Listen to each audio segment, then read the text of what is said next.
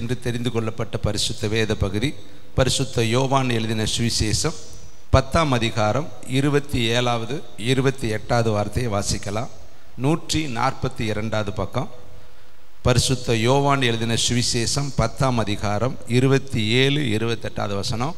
நேரலையில் பார்க்கிற ஒவ்வொருவரையும், நேரடியாய் ஆலய வளாகத்தில் வந்திருக்கிற ஒவ்வொருவரையும் அற்புத இயேசு ஊழியத்தின் சார்பாக நான் வாழ்த்தி உங்களை வரவேற்கிறேன்.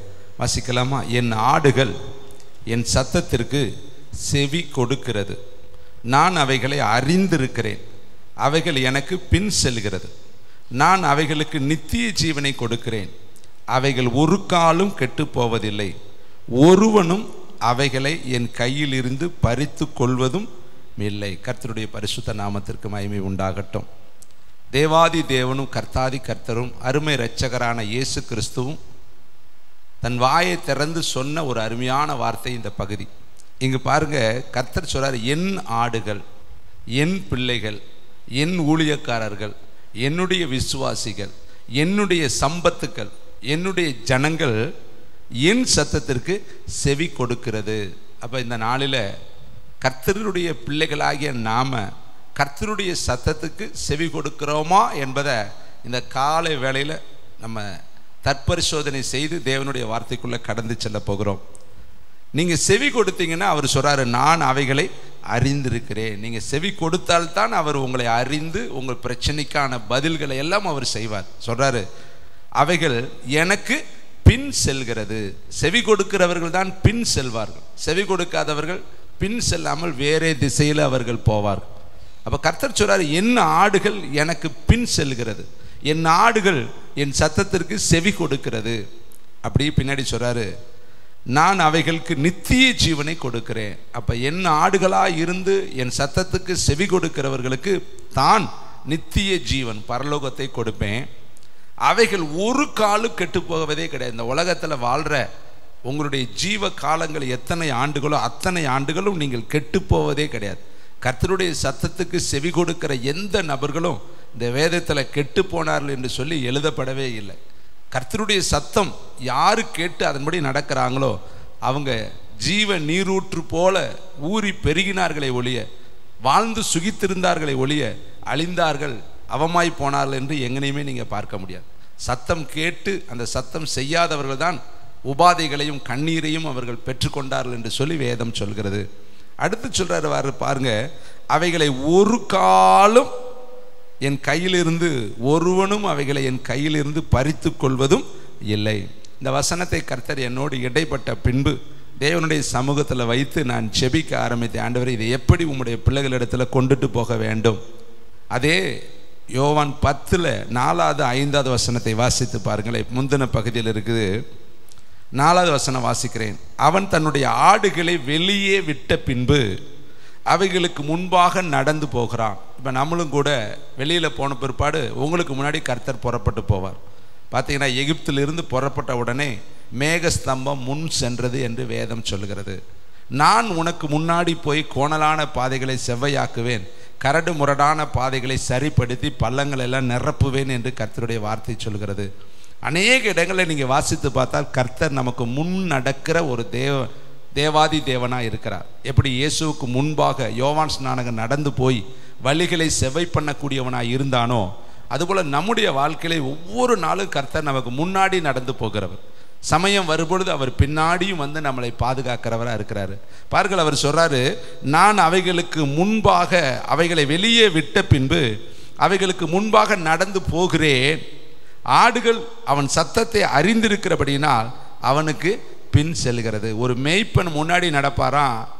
அந்த மேய்ப்பனுக்கு உரிய ஆடுகள், அந்த மேய்ப்பன் சத்தம் கேட்குற ஆடுகள் அந்த மேய்ப்பனுக்கு பின்னாடி போகுமா. முன்னாடி போகிற ஒரு மேய்ப்பன், பின்னாடி போகிறது ஆடுகள். அடுத்த வார்த்தையை பாடுங்க, அந்நியனுடைய சத்தத்தை அறியாதபடியினால் அவைகள் அந்நியனுக்கு பின் செல்லாமல் அவனை விட்டு ஓடி போகும் என்றார். அப்போ ஆண்டவருடைய பிள்ளைகளாகிய நாம அந்நியருடைய சத்தத்தை, பிசாசுடைய சத்தத்தை, துஷ்ட பாதாளத்தினுடைய சத்தத்துக்கு நம்ம எப்பயுமே செவி கொடுக்கக்கூடாது.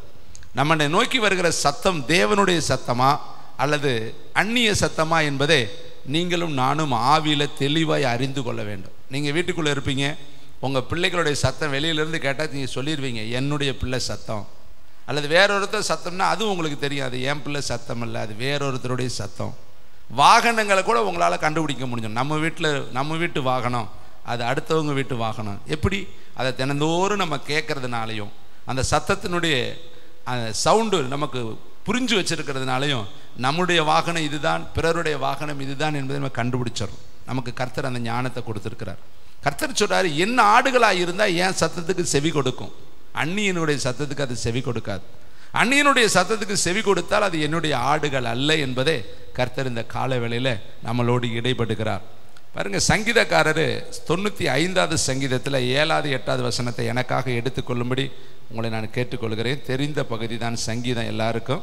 95வது சங்கீதத்தில், தேங்க்யூ வண்டர்ஃபுல் த ஹோலி ஸ்பிரிட், 7வது 8வது வசனத்தை வாசிக்கலாமா? ஜனங்களின் வம்சங்களே கர்த்தருக்கு மகிமையும் வல்லமையும் செலுத்துங்கள். தேங்க்யூ, சாரி, 95 7 8வது வசனம். அவர் நம்முடைய தேவன், நாம் அவர் மேய்ச்சலின். கர்த்தர் நம்முடைய தேவன், நாம் யாரா இருக்கிறோம்? அவருடைய மேய்ச்சலின் ஜனங்களும் அவர் கைக்கு உள்ளான ஆடுகளுமா இருக்கிறோம். நல்லா கவனிக்கிறேன். நம்ம யார் தெரியுமா? அவர் கைக்கு உள்ள இருக்கிற ஆடு. நம்ம அவர் கையை விட்டு வெளியில் போயிடக்கூடாது. எப்பொழுதுமே அவருடைய அரவணைப்புக்குள்ளேயே இருக்கணும், அவருடைய பிரசன்னத்துக்குள்ளேயே இருக்கணும். அப்போ தான் நம்ம அவருடைய பின் செல்கிற ஆடு. அவருடைய சத்தம் எவ்வளோ தூரம் கேட்குதோ அவ்வளோ தூரத்துக்குள்ளேயே நம்ம இருக்கணும். அந்த சத்தம் கேட்காத தூரத்துக்கு நம்ம போயிட்டோம்னா அந்நியருடைய சத்தம் நம்மளை தொற்றுரும். பாருங்க, சங்கீதக்காரர் அழகா எழுதுறாரு, அவர் கைக்கு உள்ளான ஆடுகளுமா இருக்கிறோம்.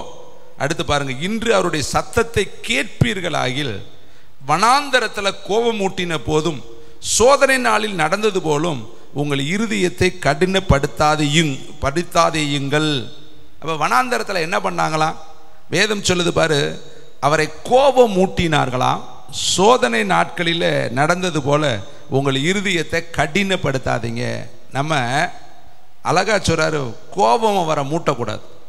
சிலர் பரீட்சை பார்த்தார்களாம், சிலர் விக்கிரக ஆராதனை ஆனார்களாம், சிலர் முறுமுறுத்தார்களாம், சிலர் வேசித்தனம் பண்ணினார்கள். அப்பதான் தேவனுடைய கோபாக்கினை இறங்கினது என்று வேதத்தில் சொல்லப்படும். வனாந்தர பாதையில் நம்முடைய வாழ்க்கையிலையும் கர்த்தரை ஒரு நாள் சோதித்து பார்க்கக்கூடாது, அவரை கோபம் மூட்டக்கூடாது. அவர் என்ன சொல்றாரோ அது நம்ம நன்மைக்கு தான் கர்த்தர் சொல்லுவார். தீமையை ஒரு நாள் கர்த்தர் தரமாட்டார். நீங்கள் வேதத்தில் பார்த்தா அவருடைய தீர்மானத்தின்படி அழைக்கப்பட்டவர்களாக அவரிடத்தில் அன்பு கூறுகிறவர்களுக்கு சகலமும் நன்மைக்கு எதுவாக நடக்கும். ஒன்று தீமை நம்முடைய வாழ்க்கையில் வராது. யோசேப்பு சொல்றாரு, நீங்கள் எல்லாரும் சகோதரர்கள் தான், எனக்கு தீமை தான் செய்ய நினைத்தீர்கள், ஆனால் வெகு ஜனங்களை உயிரோடு காக்கும்படிக்கு நீங்கள் நினைச்ச எல்லா தீமையையும் தேவன் நன்மையாக மாற்றிட்டார். கைத்தட்டி கர்த்தருக்கு ஒரு நன்றி சொல்லலாமா? இந்த கால வேளையில் சத்தம் கேட்டவர்கள் எப்படி நடந்து கொண்டார்கள் என்பதை ஒரு சில பரிசுத்தவான்களை உங்கள் மத்தியில் வைக்க விரும்புகிறேன். எல்லாருக்கும் தெரிந்த பகுதி தான், ஆனாலும் அதை உள்ளே அடங்கி வைரம்தான், ஆனால் தீட்ட தான் அது ஜுவாலிக்கும். வசனம் எப்பயுமே படித்ததான், இது எனக்கு தெரிஞ்ச பகுதி தான் பிரதர்னு நினைக்கலாம், ஆனால் அதுக்குள்ளே இன்னும் நம்ம தெரியாத ஆழமான சத்தியங்கள் மறைந்திருக்கும். ஏன்னா இது மண்குகையில் புடமிடப்பட்டிருக்கிற தேவனுடைய வார்த்தை, அது இருபுறமும் கருக்குள்ள வார்த்தை. இன்னும் இதுக்குள்ளே நீ ஊடுருவி போனால் இன்னும் நம்ம தெரிந்து கொள்ள வேண்டிய எவ்வளவோ ஆழங்கள், அகலங்கள், நீளங்கள், உயரங்கள் இருக்குது. பாருங்களேன், 1 சாமுவேல் புஸ்தகம் 3ஆம் அதிகாரம் 4ஆம் வசனத்திலிருந்து வாசித்து பார்க்கலாம். தேவன் ஒரு மனிதனோடு பேசுகிறார். ஆலயத்தில் இருக்கிற மனிதனிடத்துல தான் பேசுகிறாரு, ஒரு பாலகனிடத்துல தான் பேசுகிறாரு. ஆனால் அந்த பாலகனாகிய சாமுவேல் செய்த ஒரு காரியத்தை இந்த காலை வேளையில் நம்முடைய மனக்கண்களை கர்த்தர் திறக்கும்படியாக இந்த ஆவியானவர் உதவி செய்வாராக. 4ஆம் வசனத்தை வாசிக்கலாம். 3ஆம் அதிகாரம் 4ஆம் வசனம் நான் வாசிக்கிறேன். அப்பொழுது கர்த்தர், பக்க நம்பர் 342, பழைய ஏற்பாடு, 3ஆம் அதிகாரம் 4வது வசனம், 1 சாமுவேல் 3:4. அப்பொழுது கர்த்தர் சாமுவேலை கூப்பிட்டார். அதற்கு அவன், இதோ இருக்கிறேன் என்று சொல்லி ஏலியினிடத்தில் ஓடி, இதோ இருக்கிறேன், என்னை கூப்பிட்டீரே என்றான். அதற்கு அடுத்த வசனம் 5வது வசனத்தை வாசித்து 6வது வசனத்தை வாசிக்கலாம். மறுபடியும் கர்த்தர் சாமுவேலே என்று கூப்பிட்டார். அப்பொழுது சாமுவேல் எழுந்திருத்து ஏலியினிடத்தில் போய், இதோ இருக்கிறேன், என்னை கூப்பிட்டீரே என்றான். அடுத்து 8வது வசனம், கர்த்தர் மறுபடியும் 3ஆம் விசை சாமுவேலே என்று கூப்பிட்டார். அவன் எழுந்திருத்து ஏலியினிடத்தில் போய், இதோ இருக்கிறேன், என்னை கூப்பிட்டீரே என்றான். அதுக்கடுத்து தொடர்ந்து நீங்கள் வாசித்து பார்த்தால் 10வது வசனம், அப்பொழுது கர்த்தர் வந்து நின்று முன்போல சாமுவேலே சாமுவேலே என்று கூப்பிட்டார். அதற்கு சாமுவேல் சொல்லும், அடியேன் கேட்கிறேன் என்றான். கர்த்தருடைய பரிசுத்த நாமத்திற்கு மகிமை உண்டாகட்டும். 4 வசனங்களை வாசித்தோம். 4 முறையும் கர்த்தர் சாமுவேலை கூப்பிடுறாரு. முதல் முறை கூப்பிடும் பொழுது அவன் எழும்பி எங்கே போனான்னு வேதம் சொல்லுது பாருங்க, ஏலியின் இடத்துல ஓடுனான். பேசுகிறவர் கர்த்தர், அவன் ஓடுகிறதோ ஏலியின் இடத்துல ஓடுகிறான். அப்போ இவனுக்கு கூப்பிடுகிறவர் கர்த்தர் என்பதை அறியாதபடி அவனுடைய கண்கள் இன்னும் தெளிவடையலை. அதனால தான் அவன் ஏலிகிட்ட ஓடுறான். ஓடி போய் கூப்பிட்டீரேங்கிறான்.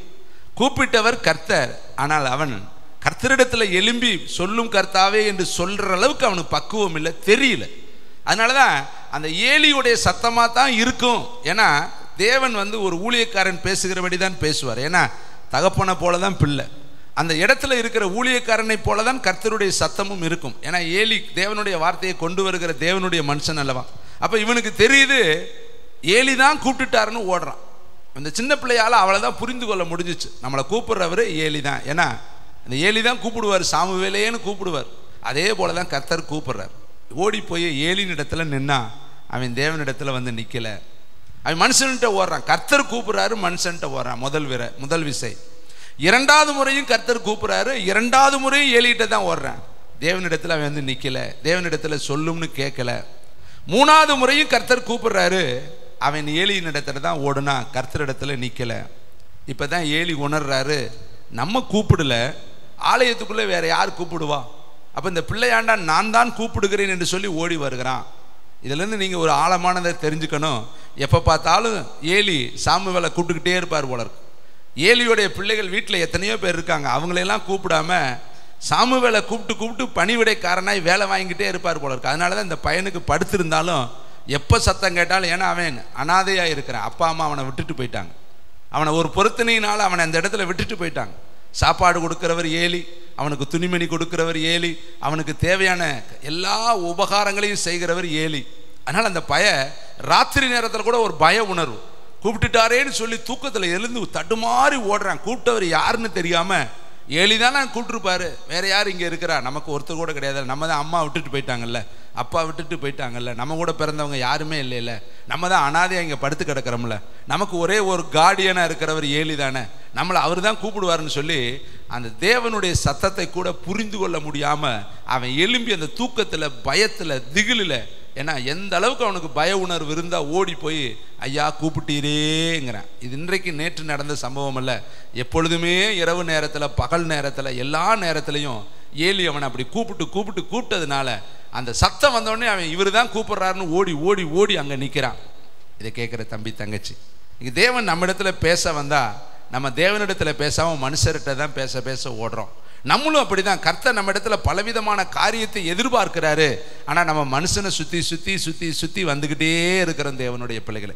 எப்படி இவனுக்கு ஒரு கார்டியனாக இருந்த ஏலியின் இடத்துல இவன் ஓடினானோ, அதுபோல் நமக்கு சகாயராக யாரெல்லாம் இருக்கிறாங்களோ அவங்கள நோக்கி தான் நம்ம ஓடிக்கொண்டு இருக்கிறோமே ஒழிய கூப்பிட்டவரை நோக்கி நம்முடைய வாழ்க்கையில் இன்னும் போக வேண்டிய இடத்தை நோக்கி நம்ம போகலைங்க.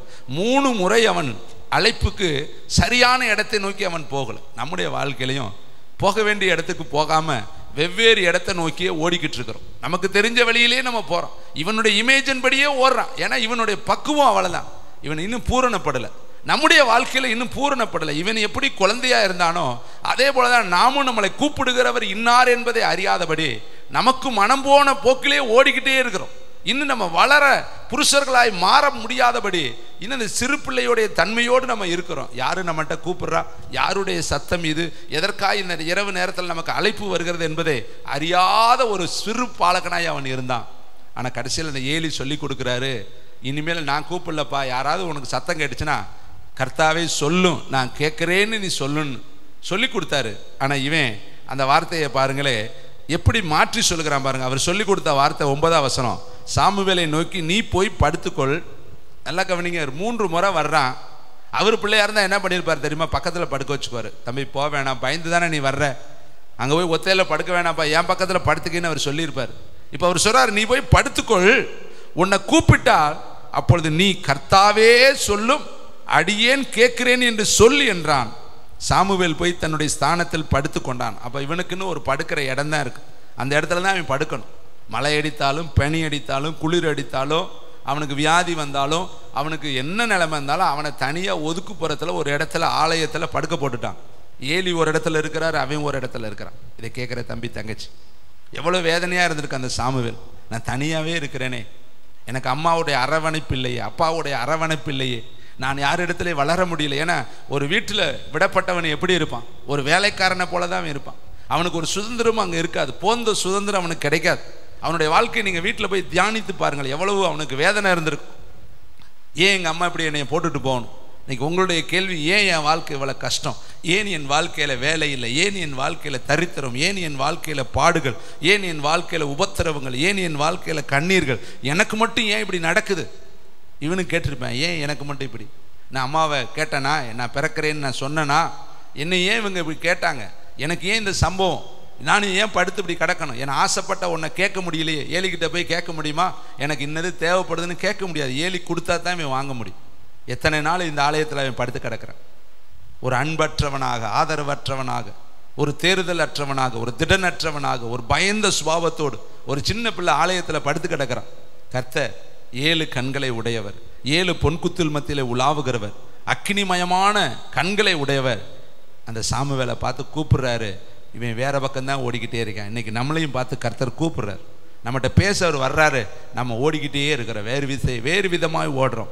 மோசையும் கர்த்தர் கூப்பிட்டார். அவன் சொல்கிறான், நான் திக்குவாயும் மந்த புத்தியும் உள்ளவன். அன்னைக்கு நீ 40 வயதில் என்னை கூப்பிட்டுருந்தேன்னா நான் நேரம் எகிப்தில் போய் எல்லா காரியத்தையும் என் பலத்திலே செஞ்சுட்டு வந்துடுவேன். இன்றைக்கி நான் திக்குவாயாக மாறிட்டேன், மந்த புத்தி உள்ளவனா மாறிட்டேன். என்னால் போக முடியாது, என்னுடைய பலனெல்லாம் போச்சு, சத்துவமெல்லாம் போச்சு, வயது எனக்கு 80 வந்துருச்சு. என்னுடைய முன்னாடி நான் எகிப்து என்னை வெட்டி கீழே போட்டேனே, அன்னைக்கே நீங்கள் என்னை சொல்லியிருந்தீங்கன்னா நான் எகிப்தில் பெரிய காரியத்தை செஞ்சிருப்பேனே. நாமும் கூட அப்படித்தான் தேவனுடைய பிள்ளைகளை இருக்கிறோம். இங்கு பாருங்களே, 4வது முறை கூப்பிட்றப்ப கர்த்தர் அவன் சொல்கிறப்ப ஏலி சொல்லி கொடுத்ததை சொல்லாமல் வேற மாதிரி சொல்கிறான் பாருங்க. 10வது வசனம். அப்பொழுது கர்த்தர் வந்து நின்று முன்போல சாமுவேலே சாமுவேலே என்று கூப்பிட்டார். அதற்கு சாமுவேல் அவர் சொல்லி தரப்ப எப்படி சொல்றாரு? 9வது வசனம் பாரு. கர்த்தாவே சொல்லும். இவன் எப்படி சொல்றான்? அதற்கு சொல்லும் அடியே. கர்த்தாவேன்னு கூட சொல்லி பழக்கலைங்க, அவனுக்கு சொல்ல தெரியல. அந்த வார்த்தை கூட அவனுக்கு இல்லை. யார் சொல்லி தர்றது? யார் அம்மா இருந்தால் தானே சொல்லி தருவாங்க. ஏலி எப்போ பார்த்தாலும் வேதத்தில் பாருங்க வெளியே தான் உட்காந்துருப்பார். ஆலயத்தினுடைய வாசலண்டையில் ஏலி உட்கார்ந்துருந்தான். இவன் பாவங்க கற்றுக் கொடுக்க கூட ஆள் இல்லைங்க, அனாதையாய் விடப்பட்டவன். அவனைத்தான் கர்த்தர் தான் முதல் பெயர்சபை வரையும் ஒரு பெரிய தீர்க்கதரிசியை கர்த்தர் பிரகடனப்படுத்தினார். கைத்தட்டி கர்த்தருக்கு ஒரு நன்றி சொல்லுவோமா? இன்னைக்கு கைவிடப்பட்ட நிலைமையில் இருக்கிறீங்களா? உங்களை கர்த்தர் மறக்கவே மாட்டார். சிறுமைப்பட்டு ஆவியில் நொறுங்குண்டு இருக்கிற உங்களை தான் கர்த்தர் விசேஷமான ஒரு பாத்திரமாய் மாற்றுவார். பாருங்க, இவனுக்கு கர்த்தாவேன்னு சொல்லக்கூட தெரியல. ஏலி சொன்னதை அவனுக்கால சொல்ல முடியல. ஏலி சொல்லி கொடுக்குறாரு, கர்த்தாவே சொல்லும் அடியேன்னு கேட்குறேன்னு. ஆனால் மீண்டும் கர்த்தர் அவன்கிட்ட பேசுகிறாரு. இவன் சொல்கிறான், சொல்லும் அடியேன் கேட்குறேன். அப்போ யார் பேசுறது? கர்த்தர் தான் பேசுகிறாருன்னு அவனால் அனலைஸ் பண்ணி புரிந்து கொள்ள முடியல. ஆனால் அவனிடத்துலையும் தேவன் தன்னுடைய பாரத்தை எல்லாம் பகிர்ந்து கொண்டார். இன்றைக்கி நம்முடைய வாழ்க்கையிலையும் தேவன் கூப்பிடும் பொழுது, பேசும் பொழுது, சொல்லும் பொழுது நம்ம சொல்லணும், கர்த்தாவே என் வாழ்க்கையில் நான் என்ன செய்யணும் சொல்லும் அடியேன் கேட்குறேன். இன்னும் பாருங்களேன், வேதத்தில் 2 ராஜாக்கள் புஸ்தகம் 1ஆம் அதிகாரம் 9ஆம் வசனத்துக்கு எல்லாரும் என்னோடு கூட கடந்து வாருங்கள். இங்கே நடந்திருக்கிற ஒரு அருமையான சம்பவங்களை நிழலாட்டமாய் நான் உங்களுக்கு காண்பிக்க விரும்புகிறேன். 2 ராஜாக்கள் புஸ்தகம் 1ஆம் அதிகாரம் 9வது வசனம். தேங்க்யூ, வண்டர்ஃபுல் த ஹோலி ஸ்பிரிட். பக்க நம்பர் 465. அவனிடத்திற்கு ஒரு தலைவனையும் அவனிடத்தில் 50 சேவகர்களையும் அனுப்பினான். மலையின் உச்சியில் உட்கார்ந்திருந்த அவனிடத்தில் இவன் ஏறி போய், தேவனுடைய மனுஷனே, ராஜா உன்னை வர சொல்கிறார் என்றான். அடுத்து நீங்க 11ஆம் வசனம் வாசிங்க. மறுபடியும் அவனிடத்திற்கு வேறொரு தலைவனையும் அவனுடைய 50 சேவகரையும் அனுப்பினான். இவன் அவனை நோக்கி, தேவனுடைய மனுஷனே, ராஜா உன்னை சீக்கிரமாய் வர சொல்கிறார் என்றான். 13ஆம் வசனம். திரும்பவும் 3ஆம் தர ஒரு தலைவனையும் அவனுடைய 50 சேவகரையும் அனுப்பினான். இந்த 3ஆம் தலைவன் ஏறி வந்த பொழுது எலியாவுக்கு முன்பாய் முழங்கால் படியிட்டு அவனை வேண்டிக் கொண்டு, தேவனுடைய மனுஷனே, என்னுடைய பிராணனும் உம்முடைய அடியானாகிய இந்த 50 பேரின் பிராணனும் உமது பார்வைக்கு அருமையாயிருப்பதாக. ஒரு ராஜா செய்த ஒரு துர்க்கிரிகளை இங்கு வேதம் சொல்லுது. 2வது வசனத்தை வாசிக்கிறேன். அகசியா சமரியாவில் இருக்கிற தன் மேல் வீட்டிலிருந்து கிராதியின் வழியாய் விழுந்து வியாதிப்பட்டு இந்த வியாதி நீங்கி பிழைப்பேனோ என்று எக்ரோனின் தேவனாகிய பாகால் சேபுவினிடத்தில் போய் விசாரியுங்கள் என்று ஆட்களை அனுப்பினான். கர்த்தருடைய தூதன் திஸ்பியனாகிய எலியாவை நோக்கி, நீ எழுந்து சமரியாவினுடைய ராஜாவின் ஆட்களுக்கு எதிர்ப்பட போய் இஸ்ரவேலில் தேவன் இல்லை என்றா நீங்கள் எக்ரோனின் தேவனாகிய பாகால் சேபுவினிடத்தில் விசாரிக்க போகிறீர்கள். இதன் நிமித்தம் நீ ஏறின கட்டலில் இருந்து இறங்காமல் சாகவே சாவாய் என்று கர்த்தர் சொல்லுகிறார் என்பதை அவனோடு சொல் என்றார். அப்படியே எலியா போய் சொன்னான். ஒரு ராஜா, அகசியா என்கிற ராஜா, இஸ்ரவேலின் ராஜா. இந்த இஸ்ரவேலின் ராஜா மாடியில் ஏறி கிராதி வழியாய் கீழே விழுந்தானா. விழுந்ததுனால நான் பிழைப்பேனோ பிழைக்க மாட்டேனோன்னு போய் எங்க போய் கேட்க சொல்றாரு பாருங்களே. எக்ரோனின் தேவனாகிய பாகால் சேபுனிடத்தில் போய் விசாரியுங்கள். இவன் தன்னுடைய ஆட்களை சொல்றான், இந்த இடத்துல போய் கேட்டுட்டு வாங்க, நான் பிழைப்பானா பிழைக்க மாட்டேனா. அப்ப இந்த காரியத்தை கர்த்தருடைய 7 கண்களும் பார்த்த உடனே தன் தீர்க்கதரிசியாகிய எலியா கிட்ட சொல்றாரு, நீ போய் அவனுக்கு முன்னாடி நின்று சொல்லு, அவன் சாக போறான் என்பதை நீ சொல்லு. அதுல என்ன சொல்றாருன்னா, இஸ்ரவேலில் தேவன் இல்லை என்றா, அவர் சொல்லுகிற வார்த்தை ரொம்ப வேதனையான வார்த்தை. இஸ்ரவேலில் தேவன் இல்லை என்றா நீங்கள் எக்ரோனின் தேவனாகிய பாகால் சேபூரிடத்தில் விசாரிக்க போகிறீர்கள். அப்ப தேவன் ஒருவர் இஸ்ரவேலில் இருக்கிறாரு. ஆனா இஸ்ரவேலின் ராஜா இஸ்ரவேலின் தேவனாகிய கர்த்தரை தேடாம யாரையோ ஒருத்தனை தேடிக்கிட்டு இருக்கான்.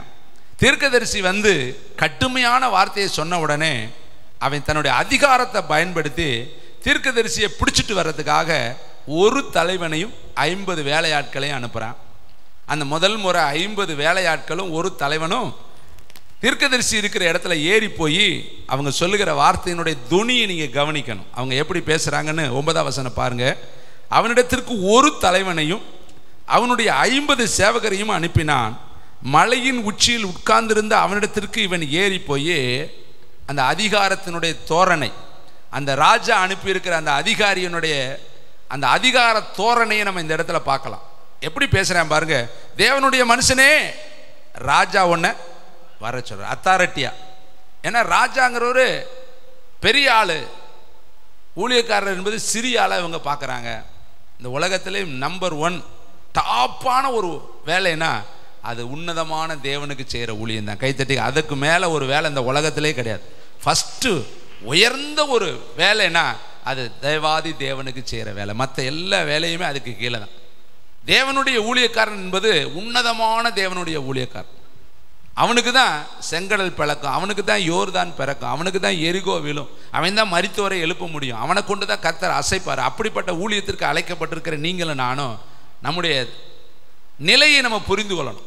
50 பேர் விரட்டினா உடனே இறங்கி ஓடிடக்கூடாது. 50 பேர் சொன்னால் உடனே ராஜா கூப்பிட்டாருன்னா ஓடிடக்கூடாது. அவன் என்ன சொல்கிறான் பாருங்க, அடுத்த வசனம் பாருங்க, 10ஆம் வசனம். அப்பொழுது எலியா அந்த 50 பேரின் தலைவனுக்கு பிரதியுத்தரமாக, நான் தேவனுடைய மனுஷனே, ஆனால் அக்கினி வானத்திலிருந்து இறங்கி உன்னையும் உன் 50 பேரையும் பச்சைக்கு கடவுது என்றான். உடனே அக்கினி வானத்திலிருந்து இறங்கி அவனையும் அவனுடைய 50 பேரையும் பச்சித்து போட்டது. கைத்தட்டி கர்த்தருக்கு ஒரு நன்றி சொல்ல. ஒரு ஊழியக்காரனுடைய அத்தாரிட்டி பவரை பார்த்தீங்களா? அவன் சொல்றான், நான் உண்மையிலேயே தேவனுடைய மனுஷனானா வானத்திலிருந்து அக்கினி விளட்டுன்னு சொன்ன உடனே அக்கினி இறங்குச்சு. எலிசா சொல்றேன், சபித்தான் எலிசா, உடனே கரடி வந்துச்சு. ஒரு தேவனுடைய பிள்ளை அவருடைய வார்த்தைக்கு கீழ்ப்படுகிறவனுக்கு அவ்வளவு அதிகாரத்தை கர்த்தர் வேதத்தில் கொடுத்துருக்கார். நம்ம கீழ்ப்படுகிற ஜனமா இருந்தா கர்த்தர் நம்மளை மகிமையின் ஜனமாய் மாத்திடுவார். இதைத்தான் தாவீது சொல்றார், அவர் கைக்குள்ளான ஆடுகளாய் நம்ம இருக்கிறோமே, அவைகள் ஒரு நாளும் கெட்டு போவதில்லை. கர்த்தர் சொல்றாரு, என் ஆடுகள் என் சத்தத்திற்கு செவி கொடுக்கும், அவைகள் எனக்கு பின் செல்லும், அவைகள் ஒரு காலம் கெட்டு போவது கிடையாது. இது தெரிஞ்ச உடனே ராஜா என்ன, இன்னும் ஒரு தலைவனையும் இன்னும் ஒரு 50 ஆளையும் அனுப்புறாரு. அவர்கள் அதே அதிகார தோரணையில் பேசுறாங்க பாருங்க. 11ஆம் வசனம். மறுபடியும் அவனிடத்திற்கு வேறொரு தலைவனையும் அவனிடத்தில் 50 சேவர்களையும் அனுப்பினான். இவன் அவனை நோக்கி எப்படி கூப்பிடுறான் பாருங்க, தேவனுடைய மனுஷனே, ராஜா உன்னை அவன் சொன்னது ராஜா உன்னை வர சொல்றாருன்னு முதல்ல சொன்னேன். ரெண்டாவது வந்தவன் சொல்றான், இன்னும் கொஞ்சம் அதிகாரமாக பேசுகிறேன், ராஜா உன்னை என்ன செய்யறாரு, வர சொல்றாரு. இவனுக்கு என்ன பதில் தான் சொன்னார் தெரியுமா ஊழியக்காரரே? எலிசா அவனுக்கு பிரதியுத்தரமாக, நான் தேவனுடைய மனுஷனே ஆனால் அக்கினி வானத்திலிருந்து இறங்கி உன்னையும் உன் 50 பேரையும் பச்சிக்க கடவது. அடுத்த நிமிஷம் என்ன இருக்கு பாருங்க, உடனே தேவனுடைய அக்கினி வானத்திலிருந்து இறங்கி அவனையும் அவனுடைய 50 பேரையும் பச்சித்தது. 100 பேர் ப்ளஸ் 2 லீடர், 102 பேர். எதனால? இந்த அகசியா ராஜாவுடைய துர்ச்செயலால, துர்க்கிரிகளினால, இஸ்ரவேலின் தேவனாய கர்த்தரிடத்தில் விசாரிக்காதபடி பாகாலிடத்திலையும் அசுத்தமான இடத்தை நோக்கி அவன் விசாரிக்க போனதுனால அவனுடைய வேலையாட்கள் 102 பேர்கள் அக்கினிக்கு இரையானார்கள். இவனுடைய ஜீவனும் மரணத்திற்கு நியமிக்கப்பட்டிருக்கிறது. நம்முடைய வாழ்க்கையில் நம்மளை விசாரிக்கிற ஒரு கர்த்தர் இருக்கிறார், நம்மளை ஆதரிக்கிற ஒரு தேவன் இருக்கிறார்.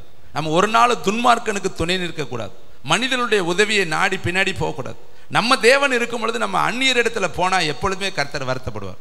உங்கள் அப்பா வீட்டில் இருக்கிறப்ப நீ வேற ஒரு வீட்டில் போய் உதவி கேட்டேன்னா உங்கள் அப்பா என்ன பாரு, நான் இருக்கும் பொழுது நான் செத்தா போயிட்டேன், நீ ஏன் அங்கே போய் கேட்டேன்னு கேட்பார். எப்படி கேட்குறாரு பார்த்தீங்களா? தேவனுடைய ஆதங்கத்தை பாருங்க. இஸ்ரவேலில் தேவன் இல்லை என்றா நீ அங்கே போற? நான் ஒருவர் இருக்கிறேனே, நீ ஏன் என்னை தேடல? நீ என்னிடத்துல விசாரித்திருக்கலாமே. நீ பேர் மட்டும் இஸ்ரவேல் ராஜா, ஆனா இஸ்ரவேலில் இருக்கிற ஒரு தெய்வத்தை நீ நாடாதபடி வேறு ஒரு இடத்தை நோடி போகிறையே, இதன் நிமித்தம் தான் நீ மரணத்தை தழுவ போற. இப்ப இந்த 102 பேர் மரித்து போன செய்தி நாடு பூரா பிரகடனம் ஆயிடுச்சு. எலியாவை கூப்பிட போறவங்கலாம் அக்கினிக்கு இரையாயிடுறாங்கன்னு சொல்லி அடுத்த டீமை ராஜா அனுப்புறாரு. 3வது டீமு 50 பேரும், அடுத்து ஒரு தலைவனும். இப்போ இந்த தலைவன் நினைக்கிறேன் ஏற்கனவே 2 பேர் தலைவர்கள் போய் அக்கினிக்கு இரையாயிட்டாங்க. மொத்தத்தில் 102 குடும்பங்கள் தலைவனை இழந்துருச்சு, கணவனை இழந்துருச்சு. 150 குடும்பங்களில் தகப்பன் இல்லை. 150 போர் வீரர்கள், 102 போர் வீரர்கள் நாட்டில் ராஜாவின் வார்த்தையின்படி துணிகரமாக பேசுவது. இப்போ நம்முடைய வாயில ரொம்ப கவனமாக பேசணும். கர்த்தரிடத்தில் அழகா சொல்றாரு, பிரசங்கியில் எழுதுறாரு, தேவன் வானத்தில் இருக்கிறா, நீ பூமியில் இருக்கிறா, உன் வார்த்தைகள் எப்படி இருக்கணும்? சுருக்கமாக இருக்கணும், கவனமாக நம்ம பேசணும். ஏனென்றால் அதுதான் அவருடைய ஆடுகளுக்கு அடையாளம். இங்கே பாருங்க, 3வது மனுஷன் போகிறப்ப எவ்வளோ பவ்யமா, எவ்வளோ தாழ்மையா, எவ்வளோ ரிக்வஸ்டா போய் அவன் சொல்றான் பாருங்க. இவனுக்கு எவ்வளோ தெளிந்த புத்தி இருக்குது பாருங்க.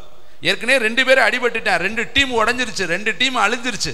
இந்த 3வது டீம் போறவன் பயந்து போறேன், என்ன நடக்க போதோ, என் கையில் இந்த பொறுப்பை கொடுத்துட்டாங்களே, நான் போறப்ப ஏதாவது ஆயிருமோன்னு சொல்லி அவன் பயந்து நடுங்கி திகிலோடு போறான். ஆனா அவன் போய் சொல்ற வார்த்தையை பாருங்களேன். 3வது முறை 13வது வசனம், திரும்பவும் 3ஆம் தரம் ஒரு தலைவனையும் அவனுடைய 50 சேவகரையும் அனுப்பினான். இந்த 3ஆம் தலைவன் ஏறி வந்த பொழுது எலியாவுக்கு முன்பாக, கைத்தட்டுங்க பார்க்கலாம், கர்த்தருக்கு ஒரு மகிமை செலுத்துங்க, முழங்கால் படியிட்டு. அப்போ இந்த மனுஷன் யாராக இருப்பான் தெரியுமா? உண்மையிலே ஒரு தேவ மனுஷனாக இருப்பான். அவனுக்கு தான் தெரியுது இவர் ஒரு தீர்க்கதரிசி, இவர் ஒரு தேவனுடைய மனுஷன், இவர் கர்த்தருடைய வார்த்தையை தேசத்தில் சொல்லுகிறவர், இவர் கர்த்தருடைய வார்த்தையின்படி நடக்கிறவர், கர்த்தருடைய சத்தத்திற்கு ஆம் என்று செவி கொடுக்கிறவர். அதனால நம்ம என்ன செய்யணும்? கர்த்தருக்கு பயப்படுகிற பயத்தோடு கூட போய் அவர்கிட்ட என்ன பண்ண பாருங்க, முழங்கால் படியிட்டு அவனை வேண்டிக் கொண்டு, தேவனுடைய மனுஷனே, என்னுடைய பிராணனும் உமது அடியாராகி இந்த 50 பேரின் பிராணனும் உமது பார்வைக்கு அருமையா இருப்பதாக. பாருங்களேன், எவ்வளவு அருமையான ஒரு வார்த்தையை அவன் அழகாய் சொல்லி அந்த 50 பேரையும் அவன் பாதுகாத்து கொண்டான் என்று சொல்லி வேதத்தில் வாசிக்கிறோம். அப்போ நம்முடைய வாழ்க்கையில் கர்த்தருடைய வார்த்தைக்கு நம்ம உடனே கீழ்ப்படிந்தா கர்த்தர் நம்மளை இந்த வாழ்க்கையில் நம்மளை ஆசீர்வதிப்பார். ஒரு சில காரியங்களை உங்களுக்கு இந்த காலை வேளையில் வைக்க விரும்புகிறேன். கர்த்தருக்கு மகிமை உண்டாகட்டும். பரிசுத்த லூக்கா எழுதின சுவிசேஷம் 1ஆம் அதிகாரம் 6வது வசனத்தை எனக்காக எடுத்துக்கொள்ளும்படி உங்களை இயேசுவின் நாமத்தில் அன்போடு நான் கேட்டுக்கொள்கிறேன். கர்த்தருடைய வார்த்தையை ஆசாரியன் எப்படி ஏற்றுக்கொண்டாரு, அந்த ஆசாரியனுக்கு கர்த்தர் கொடுத்த வெகுமதிகளை நான் உங்கள் மத்தியில் இந்த காலை தியானத்தில் வைக்க விரும்புகிறேன். நாமளும் கூட ஆசாரிய பட்டத்தை விரும்புகிறோம், ஊழியம் செய்கிறோம், தீர்க்கதரிசிகளாய், அப்போஸ்தலர்களாய், சுவிசேஷர்களாய் இருக்கிறோம். ஆனால் தேவன் நம்மிடத்தில் பேசுகிற வார்த்தையை எந்த அளவுக்கு நம்ம விசுவாசிக்கிறோம், கீழ்ப்படுகிறோம், அதை ஏற்புடையதாய் நம்முடைய வாழ்க்கையில் கொண்டு வருகிறோம் என்பதை இந்த வசனத்தை தியானிக்கும் பொழுது நமக்கு புரியும். லூக்கா புஸ்தகம் 1ஆம் அதிகாரம் 6வது வசனம், 76வது பக்கம், புதிய ஏற்பாடில் 76வது பக்கம் வாசிக்கலாமா? அவர்கள் இருவரும் கர்த்தரிட்ட கற்பனைகளின்படியும் நியமங்களின்படியையும் குற்றமற்றவர்களாய் நடந்து தேவனுக்கு முன்பாக நீதியுள்ளவர்களாய் இருந்தார்கள். யாரு? சகரியா, எலிசபெத். யோவான் ஸ்நானகன் பிறப்பதற்கு முன்பு அவனுடைய தாய் தகப்பனாய் நியமிக்கப்பட்டிருந்தவர்கள், முன்குறிக்கப்பட்டிருந்தவர்கள், தீர்மானிக்கப்பட்டிருந்தவர்கள். இவங்க குடும்பத்தில் தான் கர்த்தர் யோவான் ஸ்நானகனை கொண்டு வருவதற்கு உலக தோற்றத்துக்கு முன்பே கர்த்தர் திட்டம் பண்ணி வைத்திருந்தார். இயேசு பிறக்கிறத ஏசையா சொல்றார், அதே யோவான் பிறக்க போறதையும் ஏசையா சொல்லிடுவார். அங்கே சொன்ன பார்த்தா அழகா சொல்றார். அங்கேயே அது எழுதப்பட்டிருக்கு. வனாந்தரத்தில் கூப்பிடுகிற சத்தம் உண்டாகும், அரைக்கச்சையை கட்டியிருப்பான். இதெல்லாம் ஏசையாவிலே யோவானை பற்றி எழுதப்பட்டிருக்கு. இயேசுவை பற்றி ஏசையாவில் எழுதப்பட்டிருக்கு. இந்த குடும்பம் தான் இந்த இடத்துல நம்ம பார்க்குற சகரியாவும் எலிசபெத்தும். இவர்களுடைய சாட்சி எப்படிப்பட்டதுன்னா, இருவரும் கர்த்தரிட்ட சகல கற்பனைகள், வேதத்தில் படிக்கிற அத்தனை கற்பனைகளின்படியும் நியமங்களின்படியும் குற்றமற்றவர்கள். அப்போ எல்லாவற்றையும் கை கொள்ளக்கூடியவர்கள், தேவனுடைய பிரமாணங்களுக்கு இவர்கள் உட்பட்டவர்கள், பிரமாணங்களின்படி நடக்கிறவர்கள், பிரமாணத்தில் எழுதப்பட்டிருக்கிற அத்தனைக்கும் ஆம் என்றே சொல்கிறவர்கள். அடுத்து தேவனுக்கு முன்பாய் நீதியுள்ளவர்களாய் இருந்தார்கள். அடுத்த வசனத்தை பார்த்தா குழந்தை இல்லாமல் இருந்தது. அதற்கு அடுத்த வசனத்தை நீங்கள் அப்படியே பார்த்துட்டு வந்தீங்கன்னா 10ஆம் வசனத்தில் தூபம் காட்டுகிற வேளையில் ஜனங்கள் எல்லாரும் வெளியே ஜெபம் பண்ணி கொண்டிருந்தார்கள். அப்பொழுது கர்த்தருடைய தூதன் ஒருவன் வந்து சகரியாவுக்கு வெளி தரிசனமாகி அவனோடு பேசுகிறாரு. 12ஆம் வசனத்தை கூர்மையாக நீங்கள் பாருங்க. சகரியா அவனை கண்டு கலங்கி பயமடைந்தான். இதுவரையும் அவன் பார்க்காத ஒரு சம்பவத்தை இன்னைக்கு தேவ சந்நிதியில் அவன் பார்க்குறான். இத்தனை ஆண்டு காலம் அவன் ஊழியத்தில் போய் ஊழியம் செஞ்சிருக்கிறான். இதுவரையும் அவனுக்கு வெளிப்படாத ஒரு தரிசனம், இதுவரையும் அவன் பார்க்காத ஒரு அற்புதமான நற்கிரியை அன்றைய நாள் அவனுக்கு நடக்குது. திடீரென்று தேவதூதன் அந்த இடத்துல தோன்றான். இப்போ உங்களுடைய வாழ்க்கையில அதை ஒவ்வொரு நாளும் எதிர்பார்க்கணும். ஜெபம் பண்ணும் பொழுதெல்லாம் பரலோகத்திலேருந்து எனக்கு ஒரு செய்தி வரணும், அந்த செய்தி இன்னைக்கு நான் பெற்றுக்கொள்ளணும்னு ஆண்டவர்கிட்ட கேளுங்க. நானும் தரிசிக்கணும். கடைசி காலத்தில் மாம்சமான யாவரும் என்ன செய்வாங்க? மேலும் என் ஆவியை ஊற்றுவேன், மூப்பர்கள், வாலிபர் பிள்ளைகள் எல்லாரும் தரிசனங்களை காண்பார்கள் என்று கர்த்தர் எழுதி வைத்திருக்கிறார். அது நம்ம வாழ்க்கையில் வந்து பழிக்கணும். நாமும் கூட பேதுரு பாருங்களே, ஜெபம் பண்ணி கொண்டு இருக்கும் பொழுது தேவதூதன் வந்து இறங்கி பேசுகிறார். கர்த்தருடைய ஆவியானவர் அவனோடு பேசுகிறார். கொர்நேலியு வீட்டில் கர்த்தர் பேசுகிறார், அனனியா வீட்டில் கர்த்தர் பேசுகிறார், பிலிப்பு கிட்ட கர்த்தர் பேசுகிறார், வேத பவுல் இடத்துல கர்த்தர் பேசுகிறார். அவங்க எல்லாம் சத்தத்தை கேட்டார்கள். நம்முடைய வாழ்க்கையிலும் தேவனுடைய சத்தத்தை நம்ம கேட்கணும். அதுக்கு நம்ம பிரயாசப்பட்டு நேரத்தை ஒதுக்கி ஜெபிக்கணும். இங்க பாருங்க, சகரியா இதுவரையும் பார்க்காத ஒரு சம்பவம் நடக்குது. திடீர்னு பார்த்தா பலிபீடத்தில் தேவதூதன் தோன்றி என்ன சொல்றாரு? 9ஆம் வசனத்தில் பாருங்களே. 10ஆம் வசனத்தில் கூட்டமாய் வெளியே ஜெபம் பண்ணி கொண்டிருந்தார்கள். 12ஆம் வசனம், சகரியா அவனை கண்டு கலங்கி பயம் அடைந்தான். தூதன் அவனை நோக்கி, சகரியாவே பயப்படாதே, உன் வேண்டுதல் கேட்கப்பட்டது, உன் மனைவியாக எலிசபெத்து உனக்கு ஒரு குமாரனை பெறுவாள், அவனுக்கு யோவான் என்று பெயரிடுவாயாக. இப்போ தேவனுடைய திட்டம் நிறைவேறுகிற காலம் வந்துருச்சு, சமயம் வந்துருச்சு, சந்தர்ப்பம் வந்துருச்சு, நொடிப்பொழுது வந்துருச்சு. பல ஆண்டுகளாய் தேவன் முன்குறித்திருக்கிற அந்த நாள் வந்துருச்சு. கர்த்தர் அவனுக்கு தன்னை வெளிப்படுத்தி சொல்றாரு, அவனுக்கு யோவான்னு பெயரிடணும், உன் வேண்டுதல் கேட்கப்பட்டுச்சு, உன் விண்ணப்பத்தை நான் கேட்டேன், பயப்படாதேன்னு சொல்றாரு. அவன் பிறப்பு எப்படி இருக்கும்னு சொல்றாரு பாருங்களேன். உனக்கு சந்தோஷமா இருக்கும், மகிழ்ச்சியா இருக்கும். அவன் பிறக்கிறதுனால அநேகர் சந்தோஷப்படுவார்கள். அவன் கர்த்தருக்கு முன்பாய் பெரியவனாயிருப்பான். திராட்சரசமும் மதுவும் குடிக்க மாட்டான். தாயின் வயிற்றில் இருக்கும் பொழுதே பரிசுத்த ஆவியினால் நிரப்பப்பட்டிருப்பான். இஸ்ரவேல் சந்ததியில் அநேகரை கர்த்தருக்கு நேராய் திருப்புவான். பிதாக்களுடைய இருதயங்களையும் கீழ்ப்படியாதவர்களையும் நீதிமானுடைய ஞானத்திற்கு திருப்பி உத்தமமான ஜனத்தை கர்த்தருக்கு ஆயத்தப்படுத்தும்படியாக அவன் எலியாவின் ஆவியும் பலமும் உடையவனாய் அவருக்கு முன்னடப்பான். இதெல்லாம் அவர் சொல்றாரு. அடுத்த வசனத்தை பாருங்க, 18ஆம் வசனம். இதுதான் நம்ம செய்யற பெரிய மிஸ்டேக். கர்த்தர் எல்லாத்தையும் சொன்ன பிற்பாடு மோசே சொன்னாரு, நான் திக்குவாயும் மந்த புத்தியும் உள்ளவனா இருக்கிறேன். இதே போலதான் சகரியா கர்த்தர்கிட்ட சகல கற்பனையின்படி வாழ்ந்தவர் தான். ஆசாரிய ஊழியம் தான் செஞ்சாரு. கர்த்தர் அவனிடத்துல எல்லாமே சொல்றாரு. பெரியவனா இருப்பேன், உன்னதமானவனா இருப்பேன், கர்த்தருக்கு வழியை ஆயத்தப்படுத்துவேன், அவன் பிறப்பின் நிமித்தம் அநேகர் சந்தோஷப்படுவார்கள். அவன் என்ன பண்ணுவான்? பிதாக்களுடைய இருதயங்களை பிள்ளைகளிடத்திலும் பிள்ளைகளுடைய இருதயங்களை பிதாக்களிடத்திலும் திருப்புவான். உன்னதமான ஜனத்தை கர்த்தருக்கு ஆயத்தப்படுத்துவான். எலியாவின் ஆவியும் பலம் உடையவனா இருப்பான். எல்லாம் பரலோகத்தினுடைய திட்டத்தை பூரா அவர் சொல்றாரு. ஆனா இவன் சொல்ற அந்த மாறு உத்தாரமான பதிலை தான் அடுத்த வசனத்துல நம்ம பார்க்கிறோம். 18ஆம் வசனம். அப்பொழுது சகரியா தேவதூதனை நோக்கி, வாசிக்கலாமா எல்லாரும்? இதை நான் எதினால் நான் கிழவனுமாயிருக்கிறேன், என் மனைவி வயது சென்றவளுமா. பதில் பாருங்க எப்படி. ஆசாரியன், ஊழியம் செய்கிறவன், கர்த்தரிட்ட சகல கற்பனையின்படி நடக்கிறவன், குற்றமற்றவன். ஆனால் இருதயம் தேவனுடைய வார்த்தையை பற்றி கொள்ளல, ஏற்றுக்கொள்ள முடியாத அளவுக்கு அவன் தன்னை பார்க்குறான், தன் வயதை பார்க்குறான், தன்னுடைய தளர்ச்சியை பார்க்குறான், தன்னுடைய முடியாத நிலையை பார்க்குறான். இன்றைக்கி நம்முடைய வாழ்க்கையில் இப்படி தாங்க பார்க்குறோம். இனிமேல் என்னுடைய வாழ்க்கை எப்படி, எனக்கு இனிமேல் ஆகுமா, இனிமேல் நடக்குமா? அவ்வளோதான் என்னுடைய மோசம். எப்படி தானே சொன்னால் என்னால் பேச முடியாது. நீ எப்போ முடியலைங்கிறியோ அப்போ தாங்க கர்த்தர் உதவி செய்வார். கைத்தட்டி கர்த்தருக்கு நன்றி சொன்ன. இப்போ ஒரு ப்ராஃபர்ஸ் எழுதி வைத்து முடியல என்னால், அவ்வளோதான் நீ எப்போ சொல்கிறியோ அப்போ தான் கர்த்தர், இனிமேல் தான் நான் செயல்பட முடியும். இதுக்கு முன்னாடி உனக்கு பலன் இருந்துச்சு, அதனால தான் நான் அமைதியாக இருந்தேன். இப்போ முடியலேன்னு நீ வந்தா இப்போ தான் நான் செயல்பட்டால் அது தேவனுக்கு மகிமையாக இருக்கும்.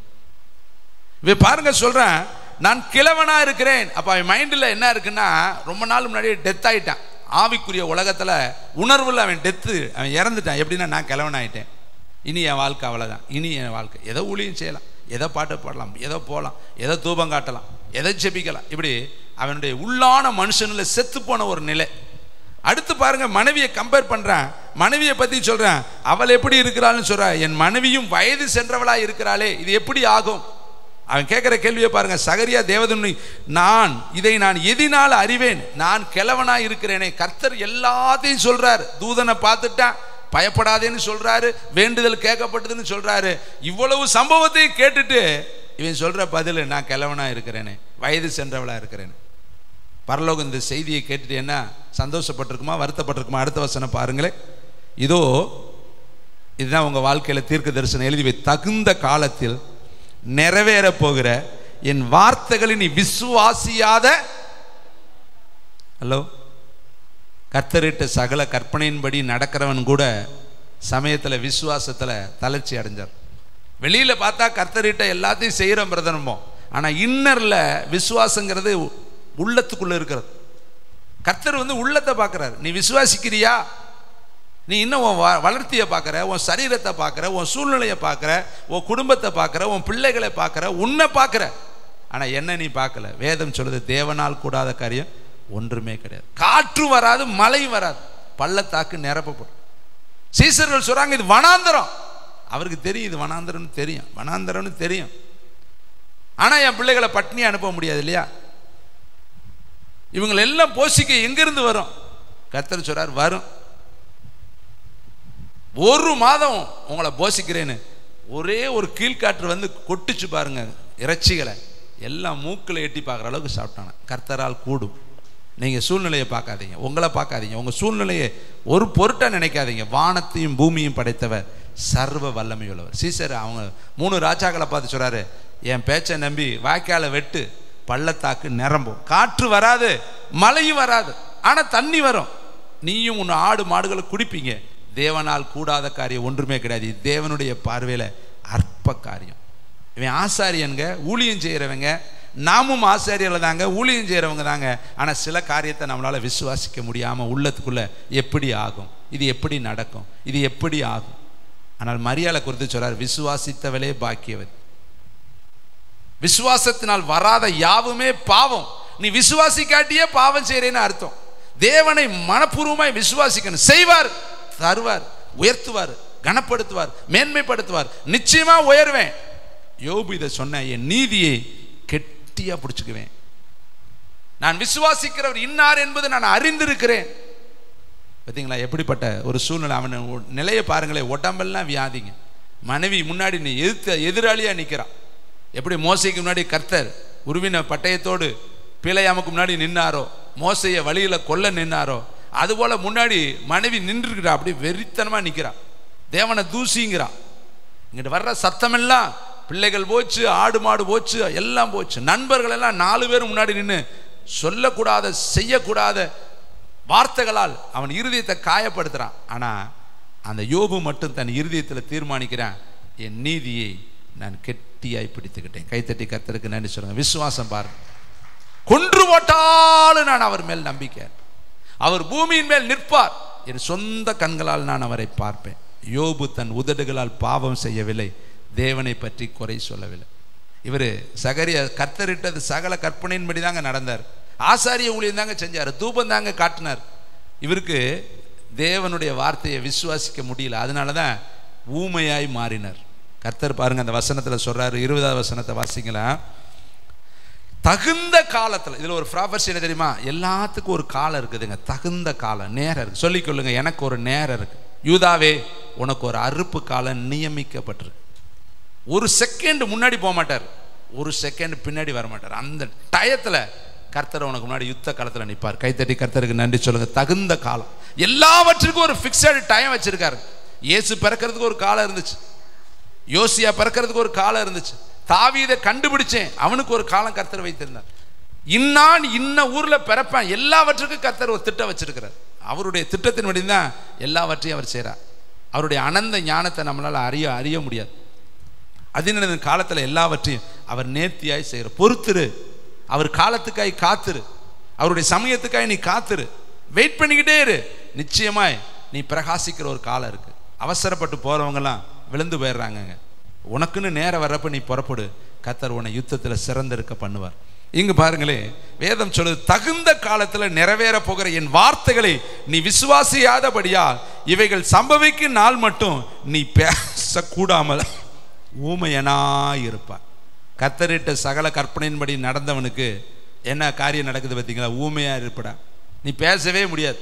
ஏன்னா என்ன விசுவாசிக்கல இல்லையா? தேவன் இந்த காலத்தில் வச்சிருக்கிறார், ஆனால் உன்னால் அதை ஏற்றுக்கொள்ள முடியலையே. ஆனால் இவனை கடிந்து கொண்டார். ஆபிரகாமும் சிரிச்சான், சாராலும் சிரிச்சான், நகைச்சா. யார் மேலே இறக்கமா இருக்க சித்தமா இருக்கிறாரோ அவர் மேலே இறக்கமா இருக்கிறார். ஆனால் சகரியாவுக்கும் ஆபிரகாமுக்கும் ரொம்ப வித்தியாசம் இருக்கு. சகரியா பிரகாரத்தில் இருக்கிறவன், ஆபிரகாம் அப்படி கிடையாது. அப்போ பிரகாரம்லாம் கிடையாது. அதனால ஆண்டவர் கிருபையின் காலத்தை விட்டுட்டார். சரி போ, நீ தான் சிரிச்ச நகைச்ச, நான் உன்னை விட்டுறேன், நம்ப மாட்டேன்ட்ட.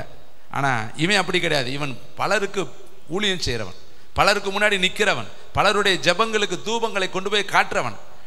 நீ பலருக்காக ஜெபம் பண்ணி நான் உனக்கு சொல்ற தேவ சித்தத்தை நீ என்ன செய்ய மாட்டேன்ட்ட, விசுவாசிக்க. அதனால தான் வேதம் சொல்லுது, அறிந்தவனுக்கு அநேக அடி. நமக்கு தாங்க அதிகமாக ஆண்டவர் கேட்பார், நம்மகிட்ட கர்த்தர் ரொம்ப எதிர்பார்ப்பார். அடுத்து பாருங்களேன், வேதம் சொல்லுகிற இன்னொரு மனுஷனை உங்களுக்கு நான் காண்பிக்க விரும்புகிறேன். ஆதியாகமம் புஸ்தகம் 6ஆம் அதிகாரம் 14வது வசனம். எல்லாரும் காலை வேளையில் இந்த காலை தியானத்தில் கொஞ்சம் வசனத்தை நாம் தியானிப்போம். ஆதியாகமம் 6:14. நீ கொப்பேர் மரத்தால் உனக்கு ஒரு பேழையை உண்டாக்கு. ஆண்டவர் சொல்றாரு, நோவாவை காப்பாற்றுறதுக்கு, அழிவில் இருந்து அவன் காப்பாற்றப்படுவதற்கு ஒரு பேழையை அவன் தான் உண்டாக்கணும். தேவன் மனுஷன்கிட்ட தான் ஏதேனே என்ன பண்ண, ஏதேன் தோட்டத்தை செப்பனிட வைத்தாராம். நீ போய் எல்லாம் தோட்டத்தை செப்பனிடு. இது மாதிரி நம்மளுடைய வேலை நிறையா இருக்குதுங்க. கல்லை எடுத்து போட வேண்டியது நம்முடைய வேலைங்க. 2 மீனை கொண்டு வந்து கொடுக்க வேண்டியது நம்முடைய வேலைங்க. நீ ஒரு காலை எடுத்து வச்சேன்னா கர்த்தர் ஒரு காலை, யோர்தானில் கால் வைக்க வேண்டியது உன்னுடைய வேலைங்க. எரிகோவை சுற்றி வர வேண்டியது உன்னுடைய வேலைங்க. தூண்டில போட வேண்டியது உன்னுடைய வேலைங்க. கழுதையை பிடிச்சிட்டு வர வேண்டியது உன்னுடைய வேலைங்க. உன்னுடைய வேலையை நீ செஞ்சேன்னா அவர் வேலையை அவர் செய்வார். நம்ம எல்லாமே அவரை செய்ய சொல்லிவிட்டு உட்காந்துருந்தா ஆகாது. கிரிகை இல்லாத விசுவாசம் செத்ததுன்னு ஆண்டவர் எழுதி. நம்முடைய கிரிகை இருக்குது, கொஞ்சம் காரியம் இருக்குது, நம்மகிட்ட இருந்து ஒரு பங்கு ஆண்டவர் எதிர்பார்க்குறார். கையை தூக்கி பிடினா பிடிக்கணும், ஏழுனா சுத்தனா சுத்தணும். நம்ம அதெல்லாம் செய்ய முடியாது. நம்ம சோம்பலா இருந்துக்கிட்டு கர்த்தரை அற்புதம் செய்யணும்னா, எபிரேயரில் சொல்றாரு, விசுவாசம் இல்லாத சந்ததியேன்னு அவர் கடிந்து கொள்றார். விசுவாசம் என்பது நம்பப்படுகிற உறுதி. கிரியை இல்லாட்டா எப்படி விசுவாசத்தை காண்பிக்கிறது? கிரியினால தான் நம்ம காண்பிக்க முடியும். 2 மீனை கொண்டுட்டு வா, நான் அதை ஆசீர்வதிக்கிறேன். கல்லை நீ முதல்ல எடு, நீ தான் கல்லை எடுக்கணும். நான் வெளியே அவனை கூப்பிடுறேன், நீ கல்லை எடுக்க வேண்டிய வேலை உன்னுடைய வேலை. தூண்டில நீ போடு, நான் மீனை அகப்படப்படுறேன். வலது பக்கத்தில் வலையை போடு, நான் அவைகளை மீன்களால் நிரப்புவேன். அப்ப உன்னுடைய பணியை நீ செஞ்சேனா கர்த்தருடைய பணியை கர்த்தர் செய்வார். இவனை பார்த்து சொல்றாரு, ஒரு மரம் இருக்குது, கொப்பேர் மரம். அதுக்கு என்ன செய்யணும் தெரியுமா? அடி எப்படி வைக்கணும்? 15ஆம் வசனம். நீளம் அழகா சொல்றார் 300 முழம், அகலம் 50 முழம், உயரம் 30 முழம். ஒரே ஒரு ஜன்னல் தான் வைக்கணும். இவ்வளவு கண்டிஷன் இருக்கு. மேல் தட்டு, 2ஆம் தட்டு, 3ஆம் தட்டு எல்லாம் வைக்கணும். ஜன்னல் எத்தனை தான் இருக்கணும்? 1 தான் இருக்கணும். கதவு 1 தான் இருக்கணும். 51 அடி வச்சிடக்கூடாது, 49 அடி வச்சிடக்கூடாது. 300 முழம்னா 300 தான் வைக்கணும். தேவன் என்ன சொன்னாரோ அதைத்தான் செய்யணும். 22 வசனம் பாருங்க, 6:22. நோவா அப்படியே செய்தான், தேவன் தனக்கு கட்டளையிட்டபடியெல்லாம் அவனு செய்து முடித்தான். இந்த வார்த்தையை சொல்லுங்க, நீங்களும் இந்த வார்த்தையில கை வைங்க. உங்க பேரை சொல்லுங்க, உங்க பேரை சொல்லி அப்படியே செய்தான். தேவன் என்ன சொல்றாரோ, கர்த்தருடைய வார்த்தை எது வருதோ அதை அப்படியே செய்யுங்க, மாத்தாதீங்க. உங்க பிளான் படி உங்களுக்கு தகுந்த மாதிரி தேனிட்ட பணியாரத்தை உரல்ல ஓட்டு குத்த தெரியாது அவருக்கு, அவர் குத்தியா கொடுத்தாரு. இவன் பாருங்க உரல்ல போட்டு குத்துறது, அம்மியில வச்சு இடிக்கிறது, அதுவே மண்ணாதானே, அதை அழகா சாப்பிடலாம்ல. அதான் கொத்தமல்லி மாதிரி இருக்குல்ல, நம்மால் அதை எக்ஸ்ட்ரா பிட்டிங் போட்டு அதை இடிச்சு குத்தி கேட்டா அற்பமா இருக்கு. இந்த உணவே எத்தனை நாள் சாப்பிட்றோம்? நமக்கு அப்படி தாங்க, கிடைச்ச ஆசீர்வாதத்தை நம்ம அற்பமாக நினைக்கும். இவர்கிட்டே எத்தனை நாள் நான் வாழ்றது, இதே வீட்டில் எத்தனை நாள் நான் இருக்கிறது, இதே ஆராதனையில் எத்தனை நாள் நான் உட்காந்துருக்கிறது, இப்படியே நான் எத்தனை நாள் இருக்கிறது, இதவே நான் எத்தனை நாள் சாப்பிட்றது? உனக்குன்னு கர்த்தர் வைத்திருக்கிற கால வரையும் பொறுமையாயிரு. மாறாவை நிச்சயமாய் மதுரமாய் கர்த்தர் மாற்றுவார். பாருங்க, அப்படியே செய்தான், ஒரு பிட்டு கூட மாத்தல. 500னா 500 தான், 300னா 300 தான், 30னா 30 தான், 50னா 50 தான். மரம் அதே மரம் தான். நமக்கு என்ன பண்ணியிருப்போம், கொப்பேறு மரத்தை நான் எங்கே ஆண்டவரை பாரு, நான் பேச வேப்ப மரத்தில் செய்வா, பூசுற மரம் நல்ல மரமாக இருக்குமே, இல்லாட்டி இங்கே வேற மரம் இருக்கு, இங்கே பக்கத்தில் இத்தனை மரம் இருக்குல்ல, நீங்கள் மாரமாடிக்கு போக சொல்லிட்டு இருக்கிறீங்க, இங்கே பக்கத்தில். நம்மளா நமக்கு தகுந்த மாதிரி சூழ்நிலையை உருவாக்கக்கூடாதுங்க. அங்கே தாவீதுடைய மக தாமார் சொல்றா, நீ அப்பா கிட்ட பேசுறீன்னா என்ன உனக்கு கொடுப்பாரு, நீ இப்படிப்பட்ட இஸ்ரவேலில் மதிகட்ட காரியத்தை நீ செஞ்சிடாத. அந்த வார்த்தை ரொம்ப முக்கியம். நீ என்னை குறித்து அப்பாட்ட போய் பேசு. ஆனா அவன் மதிகட்ட காரியத்தை செஞ்சான்.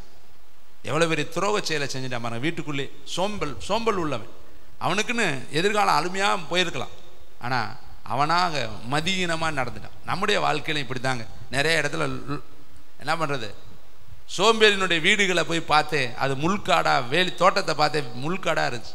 சோம்பேறி அவன் என்ன பண்ணுவான், நிலையில ஆடிக்கிட்டு இருக்கிற என்ன பண்ணுவானா, இதா இருப்பான, கதவு நிலையில ஆடுது பார்த்தீங்களா, கீழே ஆடுற மாதிரியே இருப்பான்.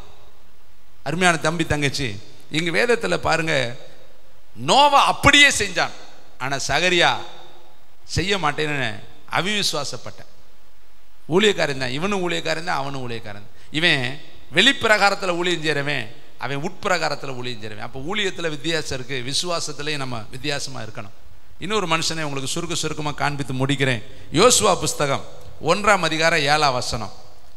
Thank you wonderful Holy Spirit. எல்லாரும் எடுத்துக்கொள்வோம். யோசுவா 1:7 எல்லாருக்கும் தெரிந்த வசனம் தான், ஆனால் அதில் கொஞ்சம் நீங்கள் நிறுத்தி நிதானமாக தியானம் பண்ணிங்கன்னா அதில் 1000 லட்சக்கணக்கான வெளிப்பாடுகளை நீங்கள் பார்க்க முடியும். என் தாசனாகிய மோசே உனக்கு கற்பித்த நியாய பிரமாணத்தின் படியெல்லாம் செய்ய கவனமாக இருக்க மாத்திரம் மிகவும் பலங்கொண்டு திடமனதாக இரு. நீ போகும் இடமெல்லாம் புத்திமானாய் நடந்து கொள்ளும்படி அதை விட்டு, பக்கத்தில் சொல்லுங்க, வார்த்தையை விட்டு வலது பக்கம் விலகாத, இடது பக்கம் கொஞ்சம் அப்படி போயிட்டு வராத, இப்படி போயிட்டு வராத.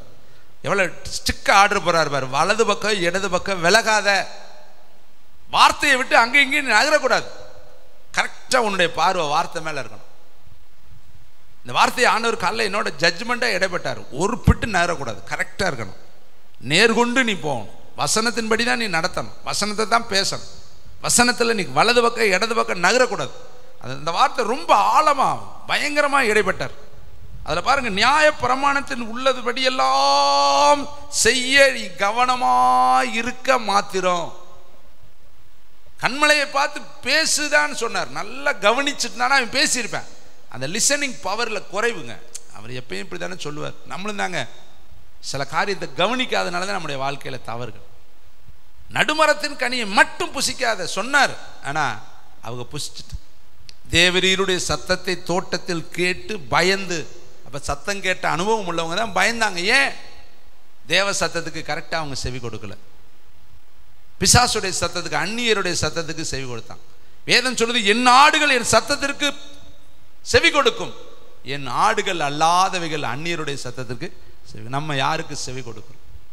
அமலேக்க சங்க அர்த்தர்னுங்கிறார், வழி மறிச்சிட்டான். என் வாழ்க்கையில என் இஸ்ரவேல் மக்களுடைய பிரயாணத்தை அவன் தடுத்தான். என் மனதுக்குள்ள அதை நான் வைத்திருக்கிறேன், அவனை ஒருத்தர் கூட நீ விடக்கூடாது, அவங்களெல்லாம் அறுத்துட்டு வாங்குறாரு. இவன் அதில் ராஜாவையே என்ன பண்ணி வச்சுட்டேன், கொலை செய்யாமல் அவனை வச்சிருக்கிறேன். முதல் தரமானது எல்லாத்தையும் எடுத்து வச்சிருக்கிறேன். சாமுவேல் வந்து சொல்றாரு, கர்த்தர் உன்ட்ட என்னப்பா சொன்னார்? உன்னை எல்லாத்தையும் இறக்கப்படாதுன்னு சொன்னாரே, அவர் இறக்கப்படாத ஒருத்த மேல நீ இறக்கப்படலாமா? அவர் ஈவு வைக்காத ஒருத்த மேல நீ உன்னுடைய மனித தயவு எதையுமே செய்யாது. நமக்கு தேவ தயவு தான் அவ்வளவு. தாவீது சொல்றாரு, உங்க காருண்யம் பெருசு, உங்க கரத்திலேயே நான் வந்து விழுந்துடுறேன்.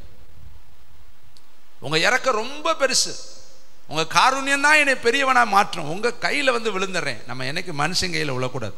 அவன் நம்மளை பீறிடுவேன், அவன் நம்மளை போட்டு பார்த்துருவேன். நம்ம கர்த்தரிடத்துல போய் தயவா விழுந்துட்டோம்னு வச்சுங்களேன், அவர் இறக்க நம்மளை தூக்கி நிறுத்திடும். இங்க பாருங்க, அழகா சொல்றாரு, நீ கற்பனைகளின் படியெல்லாம் செய்ய கவனமா இரு. ஒவ்வொரு நாளும் கவனமா இரு, லிசனிங்க போ. அப்பதான் நீ வலது பக்கம் இடது பக்கம் என்ன செய்ய மாட்ட, விலக மாட்ட. இன்னும் ஒரு சம்பவத்தை நான் சொல்லி முடிக்கிறேன். தாவீது நிறைய இடத்துல கர்த்தர் இடத்துல விசாரிப்பான். 1 சாமுவேல் 23 2:9 எடுக்க நேரம் இல்லை. அதே மாதிரி 2 சாமுவேல் 5ஆம் அதிகாரம் 23ஆம் வசனத்துல வந்து ஒரு ஆட்ட விசாரிக்கிறேன், யுத்தத்துக்கு போகலாமா? ஏற்கனவே எப்போ கேட்டாலும் விசாரிப்பேன். ஏபோத்தை கொண்டு வா விசாரிக்கணும், ஏபோத்தை கொண்டு வா அது ஒரு வஸ்திரம், அதை போட்டோடனே இப்போ நம்மளும் பாருங்கள், ஞாயிற்றுக்கிழமை அன்னைக்கு ஒரு வஸ்திரம் போட்டோடனே நமக்கு ஒரு சந்தோஷம் வந்துடும். ஆலயத்துக்கு போகிறோம், ஆலயத்துக்குன்னு ஒரு தனி வஸ்திரம் இருக்குது. அதுபோல் ஏபோத்து என்பது தேவனை துதிக்கும்படி தெரிந்து கொள்ளப்பட்ட ஒரு பரிசுத்த வஸ்திரம். ஏபோத்தை தரித்து கொண்டு கர்த்தரிடத்தில் போய் விசாரிக்கிறான். கர்த்தர் சொல்றாரு, இந்த முறை முசுக்கொட்டை செடியில் போய் நீ உட்கார்ந்துருக்கணும், நான் முன்னாடி போகணும்னா நீ உட்கார்ந்துருக்கணும், எப்போ சத்தம் கேட்குதோ அப்போ போகணும். அப்போ ஒரு தலைவனை, ஒரு ராஜாவை, ஒரு யுத்த வீரனை, காரிய சமர்த்தனை, கர்த்தர் கூட இருக்கிறவனை, கர்த்தர் இப்போ இவ்வளோ நாள் அவன் எல்லா பக்கமும் யுத்தத்துக்கு வேகமாக போவேன், ஆனால் இப்போ கர்த்தர் சொல்கிறார் உட்காந்துரு, எப்போ சத்தம் கேட்குதோ அப்போ தான் நீ புறப்படணும். அப்போ எப்போ சத்தம் கேட்கும்? பின்னாடி இருக்கிறவங்க புஷ் பண்ணிக்கிட்டே இருக்காங்க, எப்போயா போகலாம், எவ்வளோ நேரம் உட்காந்துருக்காது. அது செடிக்கடியில் ஒரு முசுக்கொட்டை செடியில் போய் உட்காந்துருந்தா இது எப்போ, ஒரு மரம் ஒன்றையும் காணா, எப்படி எவ்வளோ நேரம் உட்காந்துருக்காது? ஒரு நாள் உட்காந்து வந்துருப்பாங்க, சத்தம் வந்திருக்காது. 2ஆம் நாள் பக்கத்தில் இருக்கவங்க யூதர் அங்கே இருக்கக்கூடிய சேவகர்கள் கேட்டிருப்பாங்க, என்னங்க கேட்கலையா, நல்லா கவனிச்சிங்களா, ஒருவேளை முன்னாடி சத்தம் வந்திருந்தா என்ன பண்ணுறது? இவனுக்கு எப்படி இருக்கு, மேகஸ்தம்பம் ஒரு குறிப்பிட்ட இடத்துல போய் நின்றும், எவ்வளோ நாள் நிற்கும்னே தெரியாது. 5 நாள் 10 நாள் 1 மாதம் 2 மாதம் 3 மாதம் 6 மாதம் எவ்வளோ நாள் தெரியாது. எப்போ புறப்படுதோ அப்போ தான் புறப்படணும், அவசரப்பட முடியாது. மேகம் புறப்பட்டால் போகணும், இல்லாட்டி பேசாமல் அந்த இடத்துல செட்டை கட்டிட்டு உட்காந்துட வேண்டியது. நம்முடைய வாழ்க்கையில் அப்படி தான். நான் முன்னாடி போவேன், என் ஆடுகள் என் பின்னாடி வரும். அவர் முன்னாடி போனாருன்னா நம்ம புறப்படலாம், அவர் போகலைன்னா நம்ம என்ன பண்ணணும், பேசாமல் தான் நிற்கணும். ஆனால் நம்மளாம் முந்தி போனோம்னா அதனுடைய விளைவுகள் நம்ம தான். தாவீது அந்த செடிக்கடியில் போய் உட்காந்துருக்கிறார், பின்னாடி இருக்கிறவெல்லாம் எவ்வளோ நாளைக்கு பொறுமை இழந்துட்டேன். மோசே மேலே போயிட்டு வர்றேன், 40 நாள் உட்காந்துருக்காங்க வயசில். அவன் அங்கே போகிறப்ப கிட்டத்தட்ட 110 வயசுக்கு பக்கமாக இருக்கும், 115 வயசு நியரஸ்ட் பிளேஸ் போயிட்டேன். இன்னும் அவர் வரல. அதுங்காட்டி நம்ம ஆளுங்க கீழே இருக்க பூரா கண்ணுக்குட்டியை உருவாக்கி இருக்கிற எல்லா வெள்ளி பொண்ணை வச்சு, அங்கே எகிப்தில் ஆண்டவர் கொடுத்ததெல்லாம் வச்சு கண்ணுக்குட்டியை உருவாக்கி விழாக்கோலம் பண்ணி பயங்கர சத்தம் போட்டு ஆர்ப்பரிச்சுக்கிட்டு இருக்கேன். இதுதான்டா நடத்திட்டு வந்துச்சுனாங்கிறேன். ஒருத்தன் மேலே போனானே, என்ன ஆச்சு, வருவானா, வருவான்ல, யாரை வெயிட் பண்ணுவோம் அல்லது பார்க்கலாம், போனதுக்கு ஒரு முடிவு தெரியும். இவ்வளவு காரியத்தை பார்த்தவனுக்கு அந்த பொறுமை இல்லை. பார்த்தீங்களா, பொறுமையை இழந்துட்டு விக்கிரகத்தை உருவாக்கி அவன் அங்கேருந்து இறங்கி வரங்காட்டியும் காரியம் மாறி போச்சு. இப்போ முசுக்கட்டை செடியில் உட்காந்துருக்க பின்னே இருக்கேன், கேட்டுக்கிட்டே இருப்பேன், என்னாச்சு? அவன் சொல்லிப்பேன், வாயை திறக்காத, நீ பேசினேன்னா அவர் பேச்சு எனக்கு கேட்காது, அவர் பேச்சை நான் கவனிக்கணும்னா நீ என்னை டிஸ்டர்ப் பண்ணாத, பேசாமல் அங்கே உட்காந்துருங்க. அவன் சத்தம் எப்படி கேட்கும்? மெல்லிய சத்தம் தான் கேட்கும். எலியாவிட்ட பேசினது பெரிய இறைச்சல் இல்லை, மெல்லிய சத்தம், அந்த முனிவுண்டு வார்த்தை தான் வரும். அதுக்காக இவர் உட்காந்து காதை செடிக்கு நேராக வச்சுக்கிட்டு உட்காந்தே இருக்கிறார். எப்போ வரும், எப்போ வரும், எப்போ வரும்? கடைசியில் அந்த வார்த்தை வந்துச்சு, எழுந்து கர்த்தர் போனார், எல்லாரும் போனாங்க, ஜெயம் எடுத்தாங்க. கைத்தட்டி கர்த்தருக்கு. அதனால உட்காந்துரு, தேவனிடத்தில் போய் உட்காரு. நம்ம கர்த்தருடைய சத்தம் கேட்காம டிவியில் வர சத்தத்தை கேட்டால் வண்டி ஓடாதுங்க, மனுஷ சத்தம் கேட்காது. ஏலிக்கிட்ட ஓடாத, நம்ம வாட்டில் ஒரு பேப்பர் எடுக்கிறது, இது ஆண்டவர் சொல்லிட்டார் ஓடு, இவன் அவர் சொன்னார் ஓடு, இவர் சொன்னார் ஓடு, இவர் சொன்னார் ஓடு. யார் சொன்னார் ஓடக்கூடாது? கர்த்தர் ஓட்ட சொன்னாரா? ஏன் ஆடு, என் ஆடுகளாக இருந்தால் என் சத்தத்துக்கு செவி கொடுக்கும். அப்போ பேச அவர் ரெடி. ஏவாள்கிட்ட ஆதாமுகிட்ட பேசினார்ல, மோசைகிட்ட கர்த்தர் பேசினார்ல, யோசுவா கிட்ட கர்த்தர் பேசினார்ல, தாவீது கிட்ட சவுல் கிட்ட கர்த்தர் பேசினார்ல, வேதத்தில் இருக்கிற எல்லார்கிட்டையும் கர்த்தர் பேசினாரு. அந்த வேதத்தை சுமந்து படிக்கிற ஓன்ட்ட பேச மாட்டாரா? நம்ம கேட்க விரும்புறது இல்லைங்க. நம்மகிட்ட அந்த சோம்பேறித்தனம். அவர்கிட்ட உட்காந்து கேட்கணும்னா ரொம்ப நேரம் ஆயிரும். அதுக்கு ஏதாவது குறுக்கு வழி இருக்குதா? எங்கிட்டாவது அன்றைக்கி இவங்களாம் நினைக்கிறேன், நான் டிவியை போடுவேன், அதில் என்ன வருதோ அதே எனக்கு இன்றைக்கி வார்த்தைன்னா. டிவியை போடுற அவர் என்னைக்கு பேசினார், அது எப்படி உனக்கு வார்த்தையாக மாறும்? உனக்கு வார்த்தையை நீ தானே கேட்கணும். நம்ம கேட்கறதுக்கு விரும்பலை. நமக்கு ஏதாவது ஒன்று ஒரு வசனத்தை எடுத்து அப்படியே எடுக்கும் பொழுது 136 சங்கீதத்தில் கர்த்தரை துதியுங்கள் நல்லவர், நமக்கே தெரியும். அதை எடுத்துக்கிட்டு கர்த்தரை துதிக்கு இப்படி ஒரு வசனத்தை எடுத்துக்கிறது. சிங்கக்குட்டியை தாழ்ச்சன, இது நம்முடைய இமேஜனுங்க. இமேஜன் என்பது வேறு, தேவனுடைய வார்த்தை என்பது வேறு. அதுக்கு பேர் ரேமா. இது பூரா லோகாஸ், இதுக்குள்ள இருக்கிறது எல்லாம் லோகாஸ் அப்படின்னா எழுதப்பட்ட வார்த்தை. இது உனக்குன்னு ரேமாவா வரணும், சத்தியமா வரணும். இதுல இருந்து கர்த்தர் உன்கிட்ட தெளிவா பேசணும், இதுதான் வார்த்தைன்னு. அதுதான் உனக்கு தீர்க்கமான ஒரு வார்த்தை. அதனால இன்றைக்கு தேவனுடைய பிள்ளைகளே, உட்கார வேண்டிய இடத்துல உட்காருங்க. பல மணி நேரம் உங்களை தோல் உரிக்க ஒப்பு கொடுங்க. உங்களுடைய வாழ்க்கையில விருத்த சேதனம் பண்ணுவதற்கு ஒப்பு கொடுங்க. உங்களுடைய வாழ்க்கையில புடமிடுவதற்கு உங்களை ஒப்பு கொடுங்க. தேவனிடத்துல போய் உட்காருங்க. ஊழியம் செய்வது ரெண்டாவது, முதல்ல உட்காருங்க. இங்க பாருங்களேன், சகரியா அவ்வளவு நாள் ஊழியம் செஞ்சு கர்த்தர் சொன்னதை அவனால விசுவாசிக்க முடியல. பார்த்தீங்களா?